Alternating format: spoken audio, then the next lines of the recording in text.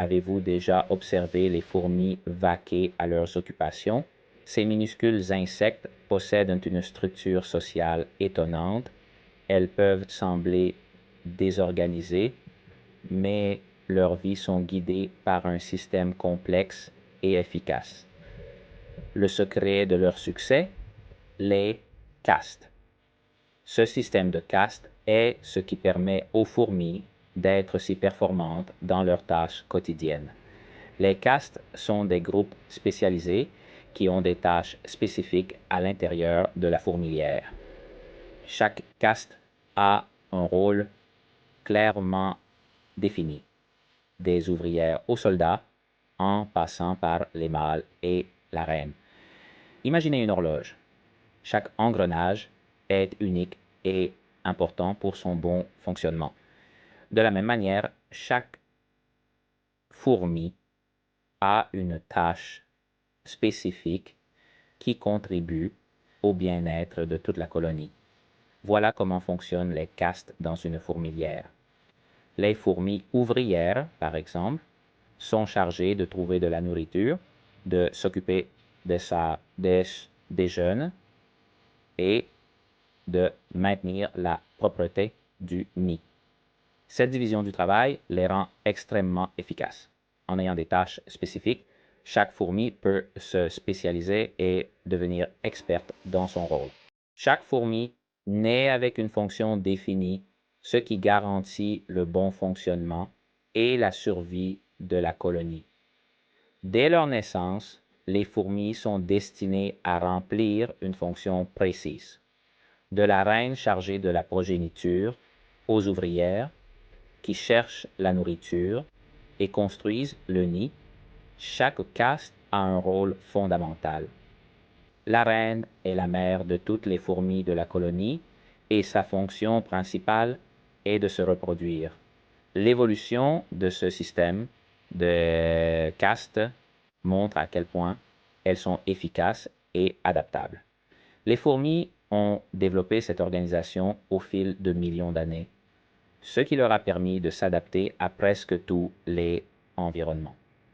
Les fourmis ont conquis la quasi-totalité de la planète et une grande partie de leur succès est due à cette organisation sociale. Des déserts les plus arides aux forêts tropicales humides, les fourmis ont trouvé le moyen de prospérer.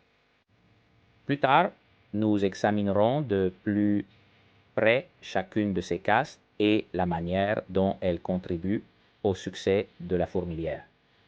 Nous explorerons comment chaque groupe de fourmis contribue au fonctionnement harmonieux de la colonie et comment leur coopération est la clé de leur survie. Au cœur de chaque colonie de fourmis, on trouve la reine. Elle est le cœur et l'âme de la colonie, la figure centrale autour de laquelle gravite toute la vie de la fourmilière. Elle est beaucoup plus grande que les autres fourmis et sa tâche principale est de pondre des œufs. Sa taille imposante n'est pas qu'une question d'apparence, c'est une adaptation évolutive qui lui permet de remplir sa fonction cruciale. Après un unique vol nuptial où elle s'accouple avec plusieurs mâles, la reine stocke le sperme pour toute sa vie, qui peut durer de nombreuses années. Ce vol est un événement unique et crucial, car il définit la capacité de la reine à produire une descendance tout au long de sa vie. Jour après jour, la reine pond des œufs, assurant ainsi le renouvellement de la colonie. Chaque œuf est une promesse d'avenir, une nouvelle ouvrière, un soldat ou même une future reine. Sa taille et son corps sont adaptés à cette importante tâche. Son abdomen est particulièrement volumineux, rempli d'organes reproducteurs qui lui permettent de pondre des milliers d'œufs tout au long de sa vie. Les fourmis ouvrières la soignent et la nourrissent en permanence, car sa seule responsabilité est de pondre les œufs qui deviendront de nouvelles fourmis. Les ouvrières sont chargées de maintenir la reine dans des conditions optimales en lui fournissant de la nourriture et en la protégeant de toute menace. La reine est vitale, non seulement parce qu'elle met au monde de nouvelles fourmis, mais aussi parce qu'elle organise la vie sociale de la colonie en libérant des phéromones.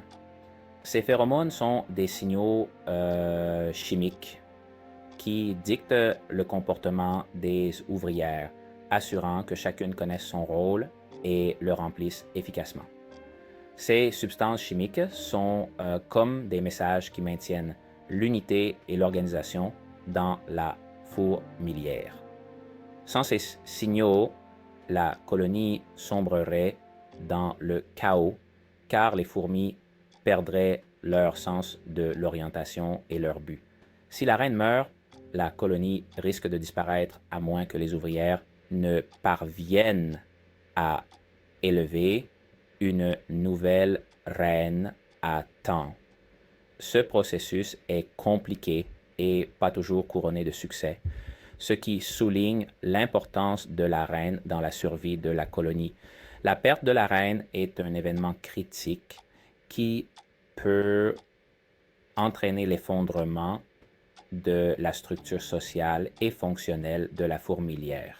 Les fourmis ouvrières sont les travailleuses de la fourmilière, celles qui rendent possible le fonctionnement non-stop de la colonie. Ces femelles n'ont pas de descendance et sont responsables de toutes les tâches importantes qui permettent au groupe de survivre, de la construction et de l'entretien du nid, à la recherche de nourriture, en passant par le soin des larves. Leur vie est de travailler et elles font ce dont la colonie a besoin. Les fourmis ouvrières les plus jeunes restent généralement dans le nid, s'occupant des œufs et des larves, tandis que les plus âgées sortent à la recherche de nourriture. La communication entre les fourmis ouvrières est essentielle pour coordonner les tâches. Grâce à des signaux chimiques et au toucher, elles s'informent mutuellement sur les endroits où trouver de la nourriture, s'il y a un danger ou si elles ont besoin d'aide. Cette communication efficace est à la base du succès des fourmis en tant que société. Chez de nombreuses espèces de fourmis, il existe une caste dédiée à la défense, les soldats. Ces fourmis constituent une partie essentielle de la structure sociale de la fourmilière et leur existence assure la survie de la colonie dans un environnement rempli de dangers.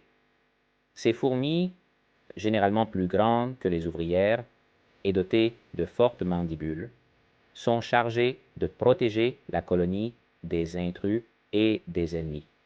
Leur taille et leur force leur permettent de faire face à des menaces que les ouvrières ne pourraient gérer et leur présence est un moyen de dissuasion efficace contre les attaquants potentiels. Leur rôle est fondamental pour la survie de la fourmilière, car elles affrontent les prédateurs, défendent le territoire contre les autres colonies et participent même à des guerres contre d'autres fourmilières. Ces batailles peuvent être intenses et longues, et les soldats doivent toujours être prêts à se battre avec courage et détermination. Les soldats sont prêts à donner leur vie pour la colonie, faisant preuve d'une loyauté et d'un esprit de sacrifice incroyable. Leur bravoure et leur dévouement témoignent du fort sentiment de communauté et de coopération qui caractérise les fourmis. L'existence des soldats est un exemple clair de spécialisation au sein des castes. Chaque caste a un rôle précis à jouer et les soldats sont les guerriers infatigables qui protègent leurs compagnes et la reine.